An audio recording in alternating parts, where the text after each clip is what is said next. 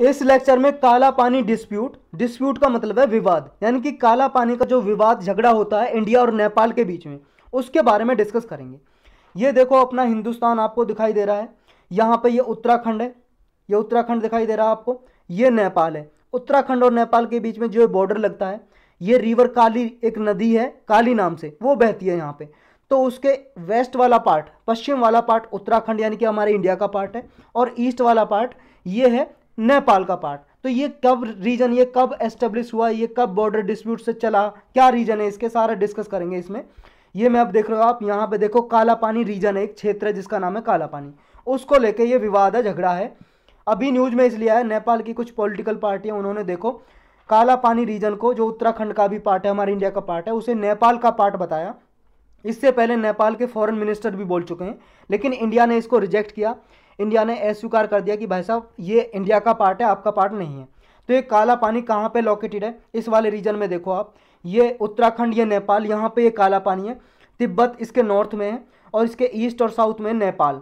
और ये देखो लोएस्ट पॉइंट है यहाँ पे जो पहाड़ी है, उसके ऊपर देखो लिपू लेक पास है, एक माउंटेन में देखो निकलने का एक रास्ता सा होता है, उसे बोलते हैं पास, लिपू लेक पास है। और यहाँ पे एक जगह और है जिसको लेके डिस्प्यूट है। तो ये कब से स्टार्ट हुआ ये भी देखेंगे। इसमें देखो काला पानी के ईस्टर्न मोस्ट जो कॉर्नर है वो उत्तराखंड की डिस्ट्रिक्ट है पिथौरागढ़ डिस्ट्रिक्ट, उसके बिल्कुल ईस्टर्न मोस्ट पार्ट पे है। ईस्टर्न मोस्ट ये का मतलब है पूरब, बिल्कुल पूरब वाले पार्ट पे, मतलब पार्ट पे है लोकेटेड। और देखो इसके नॉर्थ में तिब्बत है, और ईस्ट और साउथ में नेपाल है। और देखो तीन ये जगह याद रखनी है जिनको लेकर डिस्प्यूट है, एक तो काला पानी, लिपू लेक, और ये लिम्पी याधुरा, लिम्पी याधुरा को लेकर भी डिस्प्यूट है। तो ये लार्जेस्ट टेरिटोरियल डिस्प्यूट है इंडिया और नेपाल के बीच में। लगभग 37,000 एकड़ की ज़मीन है जिसको लेके डिस्प्यूट है। तो कंट्रोल कौन करता है, अभी इंडिया कंट्रोल करता है, अभी इंडिया के कब्जे में, लेकिन नेपाल अपना दावा ठोकता है इस पर। नेपाल बोलता है हमारा पार्ट है। तो अभी ये डिस्प्यूट का कारण है क्यों, कब से शुरू हुआ ये देखो। जो काला पानी रीजन है, इसका नाम जो काला पानी है, यहाँ पे एक नदी बहती है काली नाम से, काली रिवर के नाम पे इसका नाम है काला पानी। ये डिस्प्यूट अराइज देखो तब से होता है, एक ट्रीटी हुई थी, एक वार हुआ था ब्रिटिश इंडिया के बीच में और नेपाल के बीच में। नेपाल के देखो रूलर थे, गूर्खा रूलर बोलते हैं, ये गूर्खा रूलर थे इनके बीच में, और ईस्ट इंडिया कंपनी यानी कि ब्रिटिश जब हमारे इंडिया पर राज करती थी 1816 में, तो ये वार हुआ जिसे एंग्लो नेपाल वार भी बोलते हैं, 1814 से लेकर 16 तक ये युद्ध हुआ दोनों के बीच में। इस युद्ध के बाद एक ट्रीटी हुई, संधि, ट्रीटी ऑफ सुगौली, 1816 में ये ट्रीटी हुई, रेटिफाई कर दी गई। और इस ट्रीटी में कुछ शर्तें रखी। इस ट्रीटी के अकॉर्डिंग जो संधि हुई है, इसके अकॉर्डिंग नेपाल ने देखो ये सारा रीजन छोड़ दिया। वेस्ट में था कुमाऊं गढ़वाल, जो अभी उत्तराखंड में कुमाऊं गढ़वाल रीजन, ये इंडिया के पास आ गया, मतलब ब्रिटिश इंडिया का राज हुआ करता था ब्रिटिश का, जब ब्रिटिश के पास आ गया। और सिक्किम भी ये ब्रिटिश इंडिया का पार्ट हो गया। इसके आर्टिकल 5 के अकॉर्डिंग ये जो नेपाल के किंग थे उन्होंने अपना दावा छोड़ दिया कि जो रिवर काली के वेस्ट में, पश्चिम में जो भी रीजन है, ये रिवर काली यहाँ से बहती है, इस रिवर के वेस्ट में सारा रीजन इंडिया के पास रहेगा और ईस्ट में नेपाल के पास रहेगा। ये हुआ ट्रीटी में।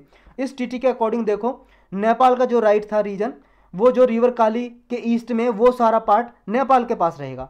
तो अभी प्रेजेंट इशू क्या है, जब ये बता दिया वेस्ट में भाई साहब इंडिया के पास रहेगा, ईस्ट में रहेगा नेपाल के पास, तो फिर इशू क्या है, फिर प्रॉब्लम क्या है। प्रॉब्लम ये है, कुछ नेपाल के एक्सपर्ट हैं उनके अकॉर्डिंग ये है, जो काली रिवर है उसके ईस्ट वाला पार्ट है हमारा, लेकिन काली रिवर के सोर्स से, जहाँ से काली रिवर निकलती है वहाँ से लेके ईस्ट तक, और काली रिवर तो भाई साहब कहाँ से निकलती है, इसका सोर्स वो मानते हैं लिम्पी याधुरा पे। लिम्पी याधुरा लिपू लेक जो हमने पास देखा था उसी के पास है।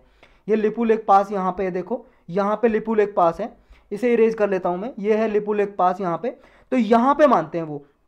तो यहाँ से लेके जब ये रिवर आती है तो इसके ईस्ट वाला पार्ट, ये सारा काला पानी रीजन है किसका, नेपाल का, ऐसा नेपाल का कहना है। नेपाल क्लेम करता है ये स्टार्ट होती है लिम्पी याधुरा, एक प्लेस है, वहाँ से लेके सारा ईस्ट में पार्ट रहेगा नेपाल का। लेकिन इंडिया क्या कहता है, इंडिया कहता है भाई साहब देखो काला पानी नाम कहाँ से राइज होता है, जहाँ से रिवर ब्रेगेन होती है, जहाँ से रिवर स्टार्ट होती है।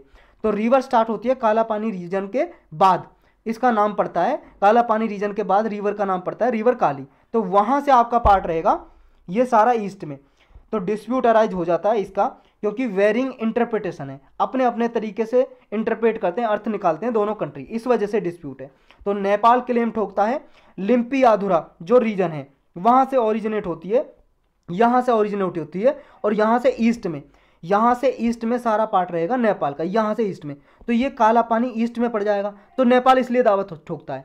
लेकिन इंडिया कहता है कि भाई साहब देखो, ये रिवर काली का नाम यहाँ से स्टार्ट होता है, और रिवर काली काला पानी रीजन के ये कहाँ है, ईस्ट में है, तो रिवर काली का यहाँ से नाम स्टार्ट होता है, तो यहाँ से ये आपका पार्ट रहेगा, और ये वाला पार्ट रहेगा इंडिया के पास में।